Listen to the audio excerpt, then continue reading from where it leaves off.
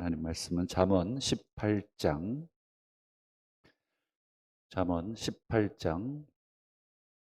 20절과 21절 우리 두 절의 말씀만 보겠습니다. 잠언 18장 20절과 21절 구약성경 931페이지 되겠습니다.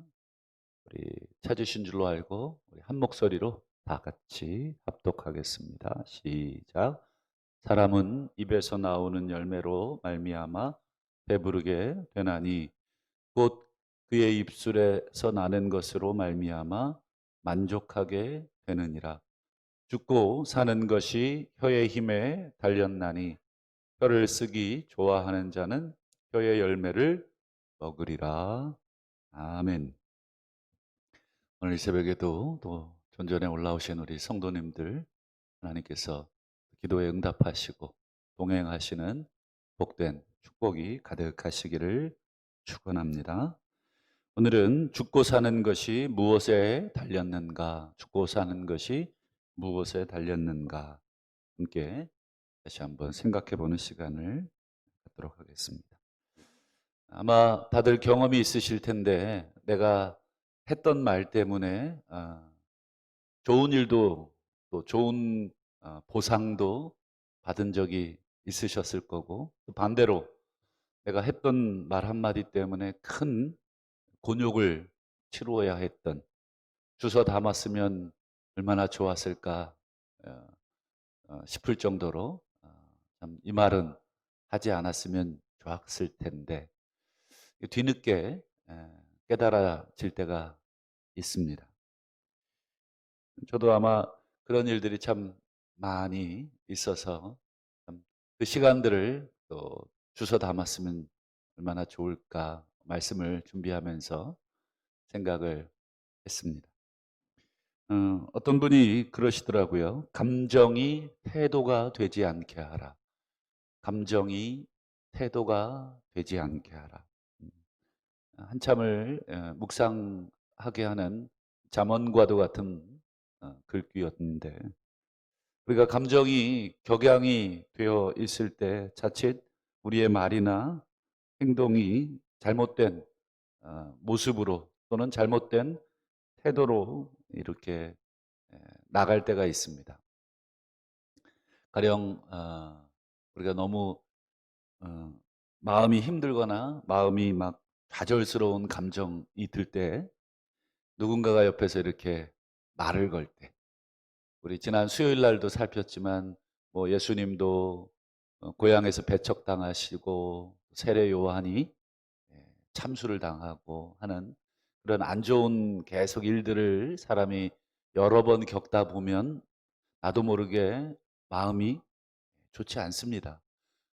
여러분 코를 상대방의 코를 비틀어 놓고 왜 코피가 나냐고 그렇게 묻는다면 얼마나 어리석은 질문입니까? 예수님이 그렇게 힘들어하면 그 왜 힘들어하냐고 그게 뭐가 힘드냐고 배척받으러 오신 거 아니냐고 예수님 십자가 지시러 오신 분이 뭐 그깟 동네 사람들 배척에 그러시냐고 이렇게 여러분 하면 안 되지 않습니까? 힘든 건 힘든 거죠. 그렇죠? 그런 면에서 이 우리가 너무 힘들거나 좌절스러울 때 누군가 말을 걸어오면 우리가 이렇게 바른 태도가 나오기가 쉽지는 않은 것 같습니다. 나도 모르게 그냥 욱할 때가 있죠. 갑자기 평소답지 않게 이렇게 행동을 할 때. 만약에 상대방이 평소답지 않은 행동을 하면 한번 좀 물러나는 것도 지혜인 것 같아요. 저 사람이 오늘 좀 뭐 언짢은 일이 있나? 이렇게 한번 뭐 웃어주고 또 한번 물러나서 다른 날 또 그 사람의 감정이 누그러졌을 때 만약에 감정이 다 누그러졌는데 또 나한테 그런다면 아마 나한테 대한 무슨 안 좋은 것이 있는 거겠죠. 그런데 순간 사람은 이 감정에 좌우되기 때문에 겉으로 나가는 말이라든지 태도가 좋지가 않을 때가 있습니다. 아마 그럴 때는 그런 감정으로 누군가를 대할 때 아마 실수할 가능성이 아주 높고, 그렇게 그런 상황에서 아마 우리가 실수를 많이 했던 경험이 있으실 겁니다. 그래서 우리가 항상 우리의 말과 또 우리의 태도를 늘 점검을 해야 할 것입니다. 잠언을 쭉 이렇게 묵상해 보시면 뭐에 대한 잠언이 많다는 걸 느끼게 되냐면, 이 말에 대한 잠언이 참 많구나. 한번 작심하고 작심하고 말에 대한 잠언이 몇 개나 되는가 한번 연구해 보면 박사학위 받을 수 있을 것 같습니다. 그래서 잠언에는 특히 여러 가지 사람의 전체에 관련된, 또 사람의 삶의 전체에 관련된 우리 선인들의 지혜, 하늘의 지혜가 응축이 돼 있지만, 특별히 이 말에 대한 또 태도에 대한 지혜가 많은데, 오늘도 20절과 21절에 보면 말에 대한 이 잠언이 또 나옵니다. 20절을 보시죠. 사람은 무엇으로 배부르고 무엇으로 만족하게 됩니까? 입에서 나오는 열매로, 그리고 그 입술에서 나오는 것으로. 열매, 그다음에 나는 것, 이게 전부 다 이제 농사에서 쓰이는 언어잖아요. 뭐 이렇게 결과물. 그래서 나는 것이라는 말은 이제 이 수확물이라는 뜻입니다. 우리 추수. 그러고 보니 이번 주가 또 추수감사주일인데, 어쨌든 이 열매, 그다음에 이 추수한 것, 즉 입도 하나의 농사와 같은 것입니다. 오늘 하루도 우리가 입으로 짓는 농사를 하게 될 거고, 우리 한 해도 우리가 입으로 많은 말들을 이렇게 쏟아 놓는다는 것은, 농사로 비유하면 우리가 농부가 씨를 밭에다가 뿌리듯이 우리가 많은 말들을 뿌리게 되는 것입니다. 사실은 우리 성도님들보다 더 위험한 사람이 저와 같은 아마 목사들일 것입니다. 왜냐하면 하나님의 말씀을 우리가 풀어서 이야기하긴 하지만, 그래도 내가 말을 해야 되는 입장이기 때문에 내가 잘못 말을 하거나 또 할 때가 참 많이 있다. 그래서 때로는 말씀을 전한 후에 참 많이 자책을 할 때가 종종 있습니다.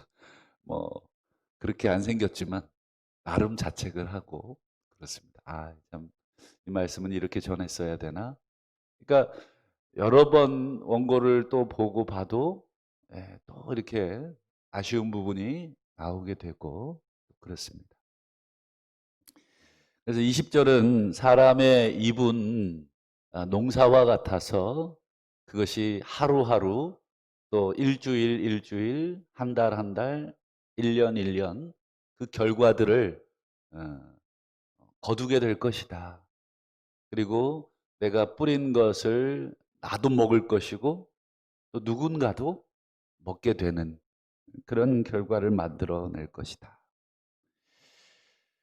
그래서 지난 우리 18장 6절도 한번 보실까요?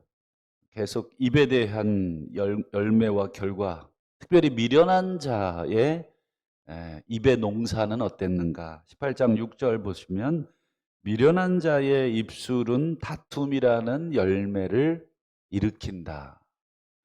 이 사람이 미련한 사람인가 미련하지 않은 사람인가를 가장 확실하게 알 수 있는 방법은, 이 사람이 자꾸 다툼을 일으키려고 하느냐, 문제를 일으키려고 하느냐 하는 것을 우리가 어쩔 수 없이 보고 판단할 수밖에 없습니다. 그렇지 않습니까? 우리가 하나님이 아닌 이상 그 사람의 이 마음까지 우리가 볼 수 없지 않습니까? 그런 면에서 그 사람이 만들어내는 그런 모습들, 늘 다툼을 만들어내는데, 대부분의 다툼은 무엇에서 옵니까? 자그마한 단어 하나에서 올 때가 많아요. 우리 뭐 부부싸움 할 때 그냥 어떤 면에서 어떤 행동을 지적을 해야 되는데, 어떤 잘못된 어떤 그 행동을 지적해야 되는데, 실수로 당신은 말이야 매사에, 이 매사라는 말이 매사? 내가 언제 그랬지 매사? 내 기억으로 이거 한 3번밖에 안 한 것 같은데 매사 그러면 뭐 아니면 매일 그렇다. 더 나아가서 뭐 "당신 집안 사람들은 왜 그래?" 뭐 이런 식으로 인제 확대해 가지고 이게 인제 걷잡을 수 없는 인제 그런 것이죠. 그러면 인제 싸움이 다툼이 일어날 수밖에 없습니다. 그래서 "미련한 자의 입술은 그렇다." 그리고 매 "그의 입은 매를 자청한다." 7 절도 보시면 잠언 18장 7 절 "미련한 자의 입은" 결국은 "그의 멸망이라는 열매를 만들어내더라." 그리고 "그 미련한 자의 입술은 그 영혼의 그물이 되더라." 이 그물이 뭐 이제 새를 잡는 그물인지 물고기를 잡는 그물인지 몰라도 이 그물의 용도는 분명합니다. 이 사람의 영혼을 이렇게 포박시키는, 결박시켜서 그 사람이 이렇게 꼼짝달싹도 못하게 만드는, 결국 자기의 말의 열매로 인해 자기의 삶이 결박이 되는 그런 결과를 맞이야 하더라. 음. 말씀을 쭉 묵상하면서 '나는 어땠는가.' 한번 돌이켜 보게 됐습니다. 나는 늘 싸움과 시비를 일으키는 사람인가? 아니면 반대로 싸움과 시비가 있더라도 내가 들어가면 조정이 되고 평화가 조성이 되는가? 한번 되돌아보게 되었습니다. 또 반대로 악인들은 미련한 사람들은 다툼을 일으키는 말들을 하지만 그럼 지혜로운 의인들은 어떻습니까? 우리 잠언 예전에 15장에서 한번 봤었죠. 28절을 보시면 의인은 어떻습니까? 대답할 말을 깊게 생각하더라. 의인은 대답할 말을 깊이 생각을 하더라. 같은 말이라도 사람과 환경에 따라서 어떻게 표현을 해야 할지 우리에게 고민을 하라 하는 말이 되는 것 같습니다. 우리가 분명하게 우리의 뜻은 전해야 되지만 그 뜻을 우리가 전하는 방식, 포장이죠.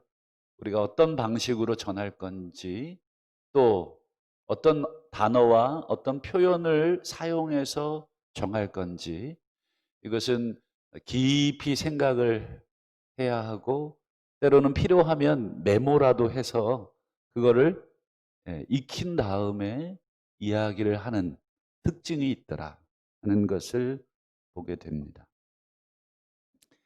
만약에 우리가 대답할 말이 적당하지 않다고 느끼거나 내가 이 말을 했을 때 저 사람에게 또는 우리 뭐 신앙생활하는 분들이시니까 우리 공동체에 어떤 파급 효과를 가지고 오게 될까? 특별히 뭐 우리 지도자의 위치에 있는 분들은 사실은 더 신경이 쓰이시죠. 뭐 속회장이라든지 어떤 회장이시라든지 어떤 모임을 또 이끌어 가야 하기에 말을 안 할 수는 없으시지 않습니까? 그런 면에서 말을 함에 있어서 어떻게 해야 되는가 사실은 고민이 많이 될 때가 많습니다. 때로는 이건 참 대답하기 어렵고 말하기 어려운 상황이 있을 수가 있다면 때로는 침묵이 금일 때가 있다. 그냥 한번 기도해 보겠다든지 한번 한 주간 기도한 다음에 한번 결정을 하자. 그만큼 시간을 벌기 위한 표현이겠죠. 같이 기도하면서 한번 정리해 보자, 생각해 보자. 그것도 좋은 방법이라고 생각을 합니다.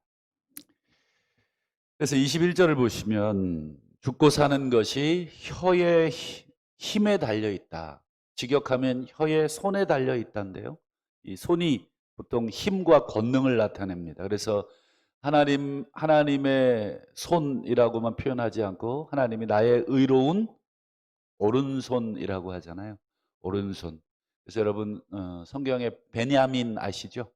그 베냐민이 오른손의 아들입니다. 벤이 아들이고 야민이 손이거든요. 그래서 오른손의 아들, 능력의 아들이 되라 하는 의미에서 그렇게 지어주는데, 죽고 사는 것이 혀의 손에 달려 있더라. 혀의 힘에 달려 있더라. 그래서 혀를 쓰기 좋아하는 자는 그의 열매를 먹으리라. 20절과 똑같은 말을 한 번 더 반복을 합니다. 그래서 예수님께서도 이 말의 중요성과 또 말의 열매에 대한 교훈을 우리 마태복음 12장에서 말씀하신 적이 있죠.